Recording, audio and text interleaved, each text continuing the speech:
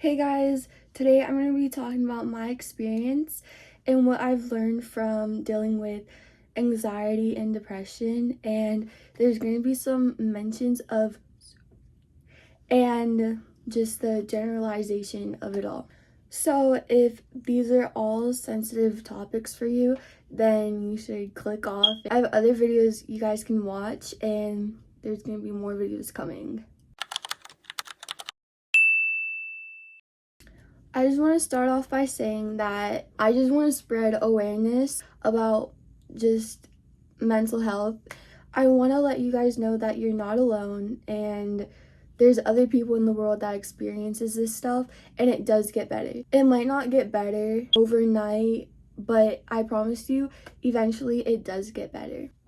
Guys, I'm kind of scared to freaking talk about this. Well, I mean, like, a lot of people from my school knows. I don't know how they found out, but they found out about my whole attempt. I'm not too nervous. I don't want people to think of me any differently than they think of me now.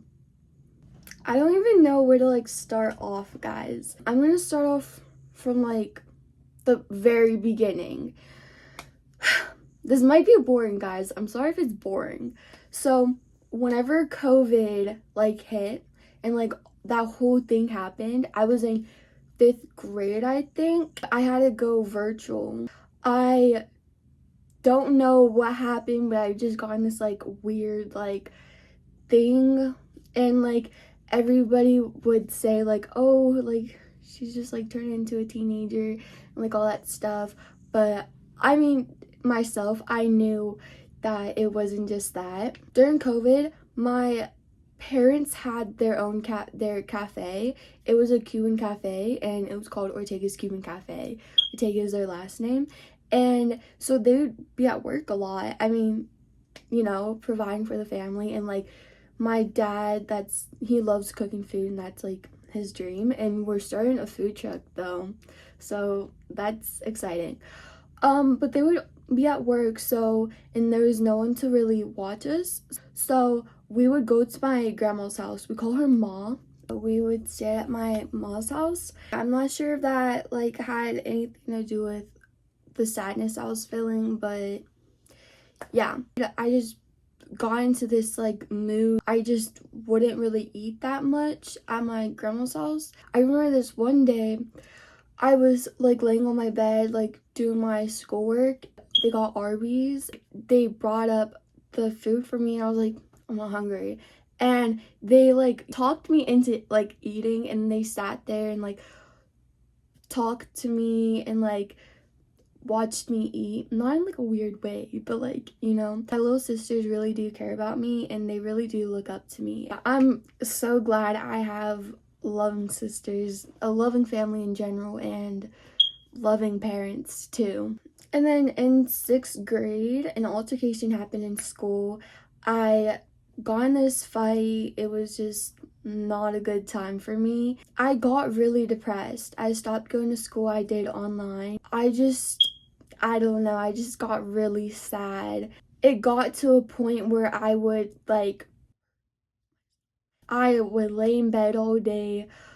I wouldn't really do much. My parents, they would try and get me out as much as they could. My dad would take me shopping, places, get me out. So, you know, it got to a point where, like, being in a social setting or in public really got to me. Like, my anxiety got so bad. I was just so much anxiety, so much depression in me. I would always look down, very, like, timid. Like, whenever I'd be out with my sisters and my parents, sometimes it will get way too much, like, being with my sisters. I have 3 younger sisters, so imagine, like, you know, they're very talkative, and they like to go around looking at all the stuff.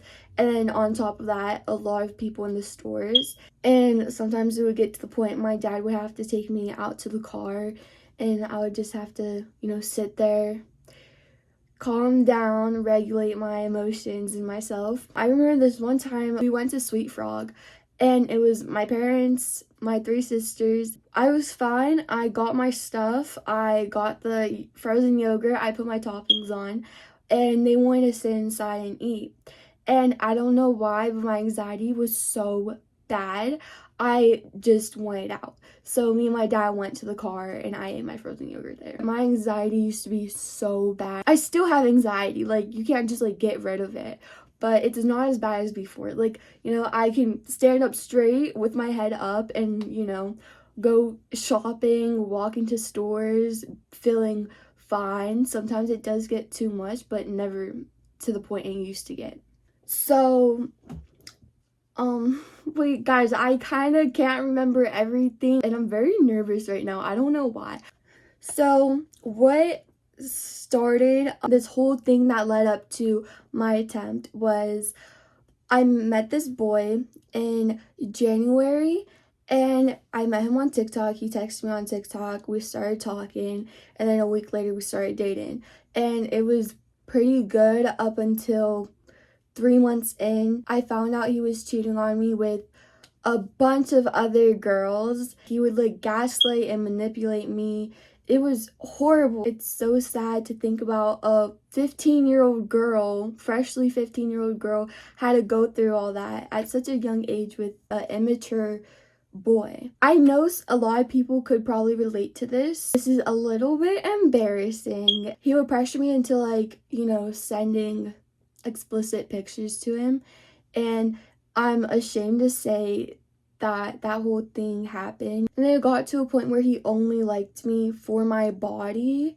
Through this whole relationship, he still cheated on me, but I stayed with him because I thought I was in love and I thought like I was gonna have a future with him, which obviously I was 15, I was dumb, I was very naive and very delusional. We would be on and off constantly. We were together since January to towards the end of October, and very toxic. There's so many times I would cry to my parents about him, and my dad would tell me, stop talking to him, like, I don't want you talking to him anymore, like, you shouldn't be going through this, you're 15, Same with my mom, she would tell me that too, and that, like, what he was doing and how he was treating me wasn't right, but I still stayed with him because I thought he would change, which was very stupid because you can't change someone. They have to want to change. Oh, wait, guys, I skipped a part. In 8th grade, I think, that was my first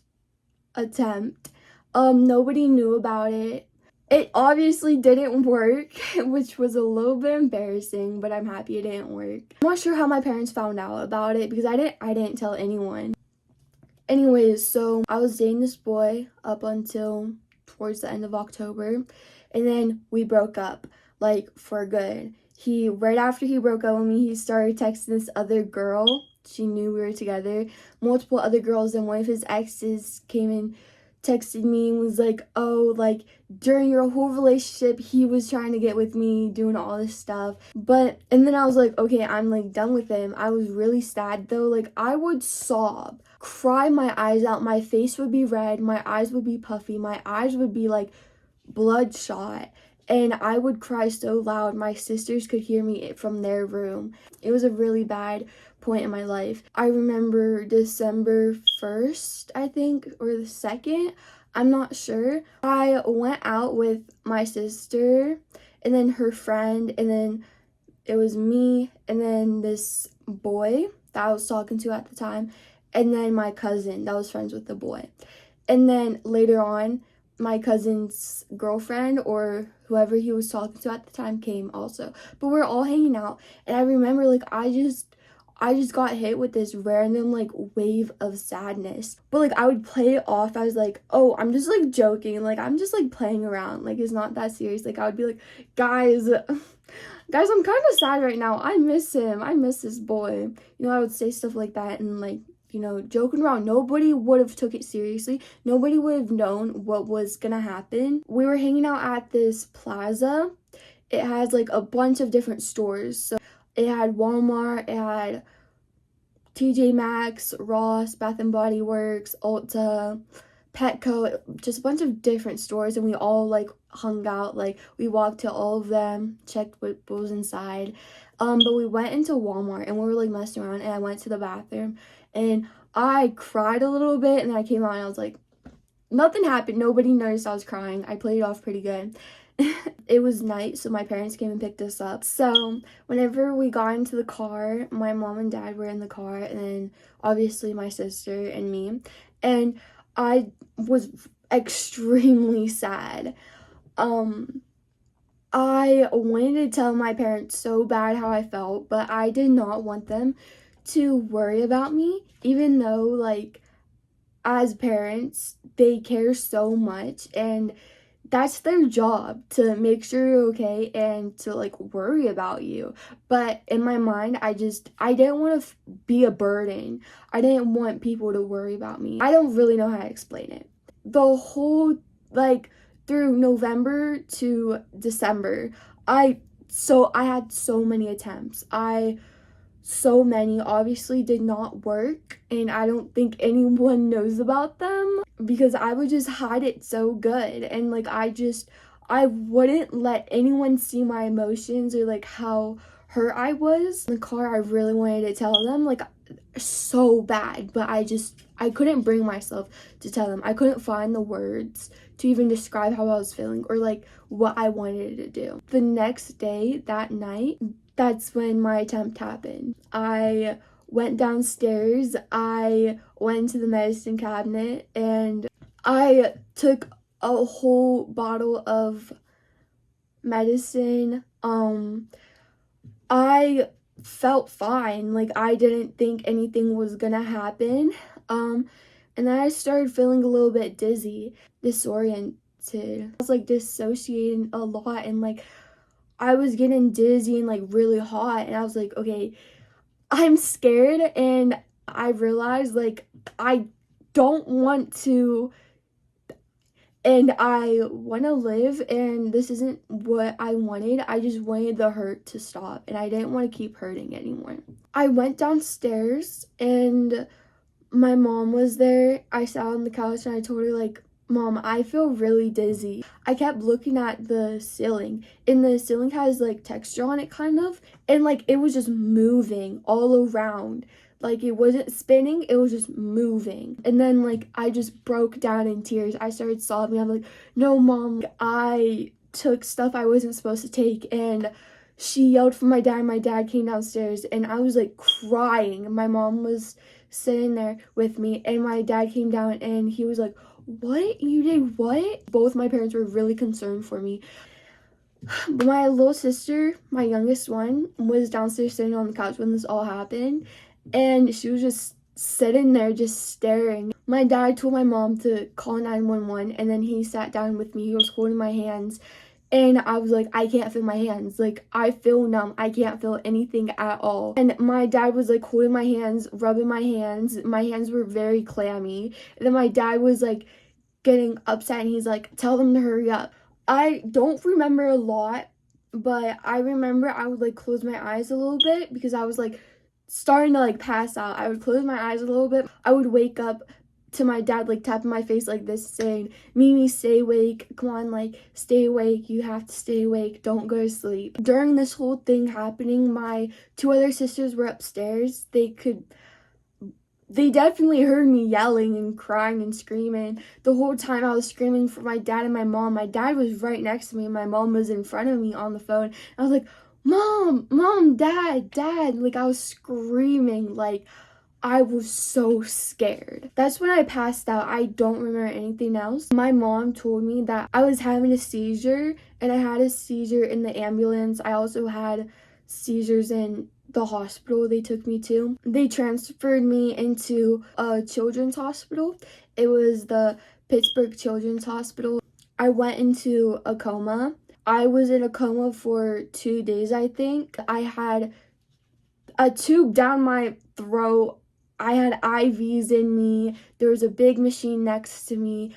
I was in a bed in a cold, empty room. Nothing there besides my dad on the little couch next to me. He was there with me the whole time, throughout the whole thing. My mom couldn't because my little sisters, obviously, and also work, but my dad did keep her updated on everything going on. I remember when I woke up, I was so scared.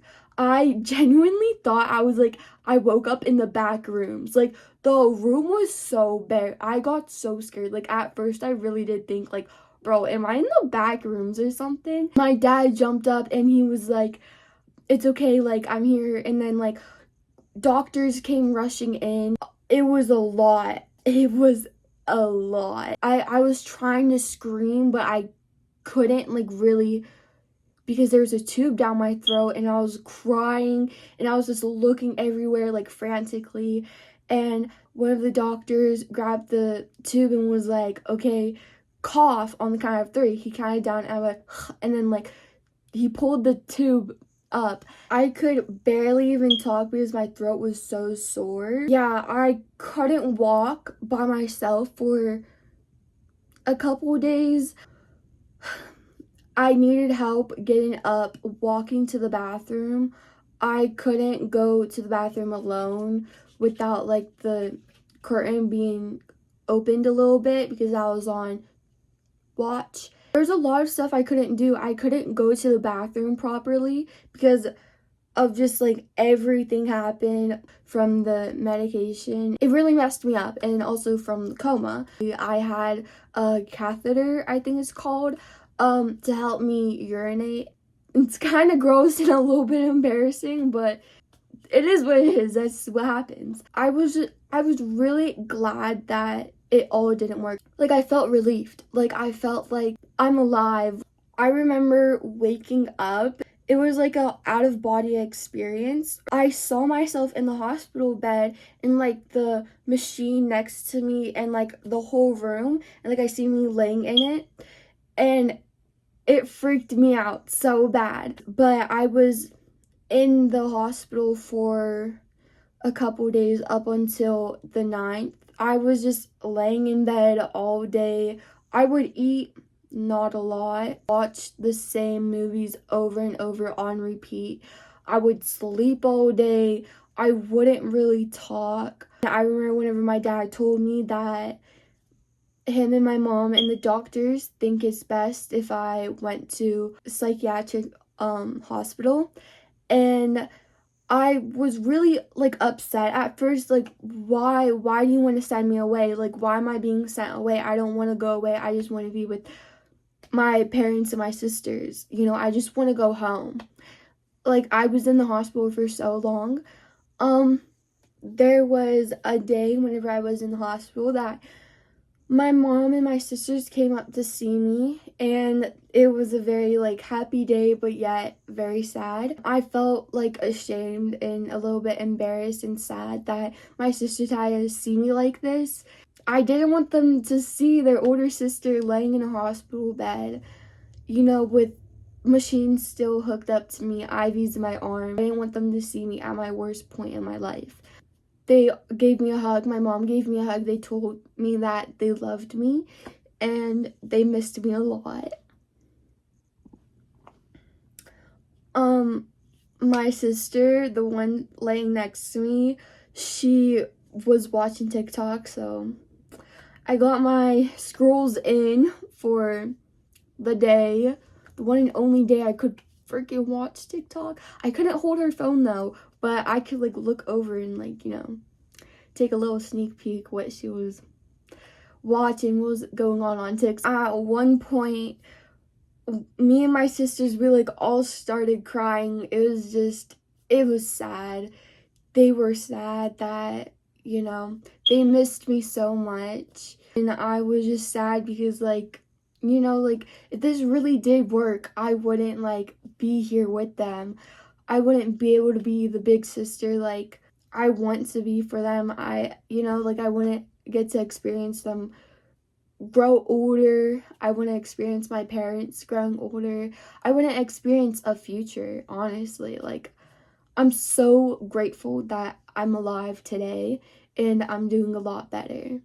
And then they left. Whenever the 9th came around, my dad told me an ambulance is gonna come get me and that I was gonna leave today. I was sad, I was scared, I was nervous, so many emotions going on in my head. I was very, very scared because I'm a shy person. You know, I'm going into this new hospital alone by myself. I'm not gonna know anyone. My dad gave me a kiss, he gave me a hug, told me he loved me, and then I watched him walk out the doors to leave the hospital. The two ambulance workers, they were very nice. They made sure I was okay and I felt okay. I got out on the 20th, so 5 days before Christmas. I was very, very worried that I wouldn't be out before Christmas. I was very adamant on being out before Christmas.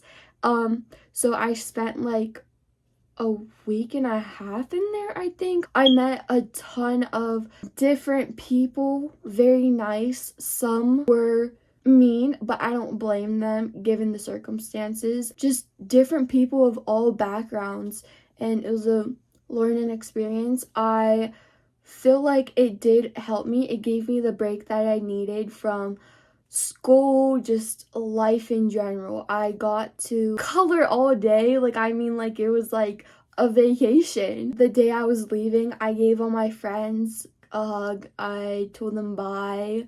I gave some of them my socials, and then I left. I went down to the lobby. I seen my parents, gave them a hug. I was very like anxious. I haven't seen them in like a week and a couple days. I haven't seen my mom for a little bit longer than that because, you know, the hospital and all that. We got to the car, I was fine, and then like I just started crying. I was like, I miss the friends I made. But I found out a lot about myself during those days. I felt a lot better whenever I came home. Fast forward to the present time, I feel more happy. I've been going outside. I mean, I started this YouTube channel. I feel like this is a big thing for me. With YouTube, it makes me like have to go outside and do stuff to create content. And going outside, being outside helps a lot with depression. Going out and doing stuff helps. Picking up hobbies, that helps a lot. YouTube being one of them. It's been a couple months since I got out. I have a girlfriend now. She's the sweetest person ever. She's so nice. She treats me amazingly. She's very caring, very loving, very funny. She listens to me yap. She makes me feel understood and heard, and I hope she feels the same way about me. We love each other very loudly, and we make it known that we're together. Me and my sisters, we go out a lot, like go on walks, go outside, hang out, play Roblox together. My lizard Kiwi, I hang out with him, take him out of his cage, let him walk around my room. He lays with me, sometimes falls asleep with me. I play with my dogs. I watch movies. Like, I'm very more active and doing more stuff. I'm also on medication now for my depression. I think it's helping a lot. I don't want to just rely on medications to make me happy because they can only do so much. They don't fully take away the emotions. Once in a while, you are gonna feel some type of way, sadness. It's normal. It's good to have emotions. You're human. That's just the human nature. It's good to have emotions. It's not good to feel numb. Medication works to an extent, but there's also a part that you have control of, and you have to want to better yourself, and you're gonna have to want to go out and do stuff and make yourself busy. You have to try your best to make yourself as happy as you can, and I know that's hard, and so many people say that, and it's not as easy as it sounds, but you do have to take control. It's your life. You have to take control of your life. But that's it. That's my story, guys. I think I've missed some parts. I could have been more detailed with it also, but yeah. That's my experience, and I hope you guys enjoyed. And if you guys want a story time of me in the mental hospital, I'll make one because so much happened. It was a very interesting, unique experience. But yeah, hope you guys enjoyed. Bye.